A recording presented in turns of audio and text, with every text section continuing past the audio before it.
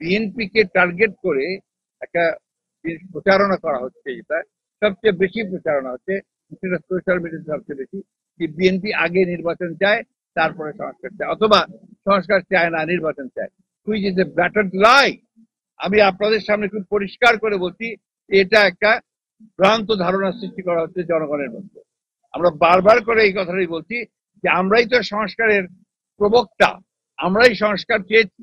আমরা আমাদের 31 দফা যেটা দিয়েছি, একটা দেখবেন না গভর্নমেন্টের যে সংস্কার প্রস্তাব আছে তার সঙ্গে কোনো অমিল আছে। হ্যাঁ, কতগুলো বিষয় আছে সংবিধানের সংস্কারের ব্যাপারে, সেখানে আমরা সুস্পষ্ট ভাবে আমাদের মতামত আমরা দিয়েছি।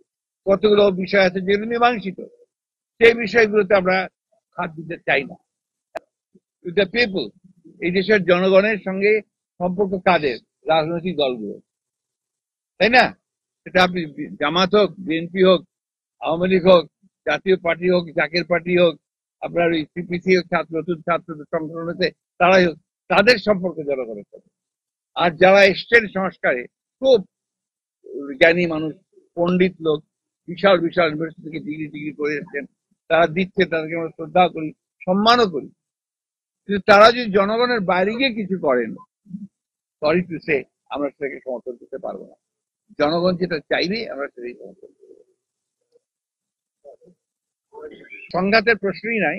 এটা হচ্ছে আপনার গণতন্ত্রের বিউটি হচ্ছে আপনার যেটা ভিন্ন মত থাকবে। প্রত্যেকটা রাজনৈতিক দল যদি একই মত থাকে তাহলে একই হয়ে গেল। এখানে একটি জন একটি মত থাকবে, ভিন্ন মত থাকবে, জনগণ বেছে নেবে যে কোনটা তাদের জন্য উপযুক্ত। এ কারণেই তো নির্বাচন। নির্বাচন কেন? আমি আমার ম্যানিফেস্টো নিয়ে জনগণের কাছে যাব, অন্যান্য দলগুলো তাদের পলিসি নিয়ে যাবে, যেখানে জনগণ যাদেরকে ভোট দেবে তারাই সরকার গঠন করবে, তারাই পার্লামেন্ট গঠন করবে। এটাই হচ্ছে গণতন্ত্র। That is the essence of democracy. আমাদের দেশে নির্বাচিত তারা দেশ চালায়। তো এই যে আমরা একটা ভীতির ভয়ে থাকি যে রাজনৈতিক দলগুলো স্বৈরাচার হয়ে ওঠে, স্বৈরাচার হয়ে উঠলে তো আওয়ামী লীগের মতো অবস্থা হয়, তাই না? এখানে স্বৈরাচার হয়ে উঠলে জনগণই তাদেরকে বের করে দেয়। সুতরাং এটার জন্য গণতন্ত্রের কোনো দোষ না।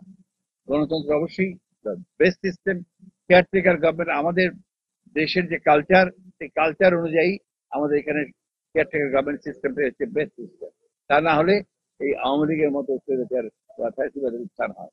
আর আপনি যে কথাটা বলছেন, এটা আমরা কোনোদিনই আমাদের সময় সেই ধরনের কোনো উত্থান হয়নি, ফ্যাসিবাদের কোনো উত্থান হয়নি, কোনো কর্তৃত্ববাদের উত্থান হয়নি। রাষ্ট্র যখন চালায় একটা দল, রাষ্ট্র চালাতে গিয়ে তাকে কিছু কিছু কাজ করতে হয়, কিন্তু সবসময় জনপ্রিয় হয় তা না, পপুলিস্ট হবে তা হয় না। সেগুলো আপনার সেটা অনেক সময় জনপ্রিয় হতে পারে। সেই সমস্ত সমস্যাগুলো নিয়েই ইট ইজ দ্য বেস্ট। একটা অভ্যুত্থানের পরে নতুন একটি সরকার এসছে। আপনারা জানেন যে পুলিশ প্রশাসন এর আগে পুরোপুরি আওয়ামী লীগের থামাধারা পুলিশ প্রশাসন ছিল। তারা যা বলতো তাই করতো, যার ফলে পুলিশ প্রশাসনে কনফিডেন্স অফ অ্যাডমিনিস্ট্রেশন এটা তাদের কমে গেছে। যার ফলে তাদের যে আপনার বিভিন্ন জায়গায় যে ব্যবস্থাগুলো নেওয়া দরকার, সেই ব্যবস্থাগুলো তারা সেভাবে নিতে পারছেন, যেটা তাদের নেওয়া উচিত। আর আমাদের দলের যেটা দায়িত্ব, দল হিসেবে আমরা ইতিমধ্যে দলের কিছু কিছু ব্যক্তি তারা কিছু কাজ করেছিলেন যেগুলো আমরা প্রশ্রয় দেই না, সেগুলোর বিরুদ্ধে ব্যবস্থা নেওয়া হয়েছে। আপনারা খুব ভালো করে জানেন আমরা দল ভেঙে দিয়েছি, কোনো কোনো সংগঠনকে ভেঙে দিয়েছি, কোনো কোনো দলের নেতার বিরুদ্ধে ব্যবস্থা নিয়েছি, তাদেরকে আমরা দল থেকে বহিষ্কার করেছি। এবং এটা সারা বাংলাদেশেই কিন্তু এটা হচ্ছে, এবং যেটা হয়েছে তার বিরুদ্ধে ব্যবস্থা নেওয়া হচ্ছে। এটা এখন বর্তমানে কিন্তু এটা অনেক কমে এসেছে।